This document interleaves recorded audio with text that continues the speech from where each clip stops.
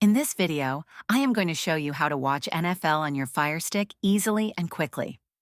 First, ensure that your FireStick is connected to the internet and powered on. From the home screen, navigate to the search option and type in NFL to find official NFL apps or related streaming services. One popular option is the NFL app, which provides live game broadcasts, highlights, and news.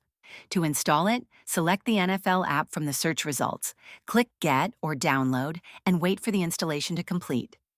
Once installed, open the app and sign in with your NFL account or subscribe if needed. Another great option is to use streaming services that carry NFL games, such as Amazon Prime Video, ESPN, or YouTube TV.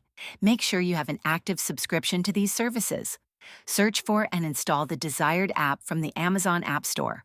Log in with your credentials, and you'll be ready to stream NFL games. Additionally, you can also check out apps like Fubo TV and Sling TV, which offer packages that include NFL channels. Simply install the app, sign up, and start watching your favorite NFL games right on your Fire Stick. If this video helped you, please like and subscribe to the channel.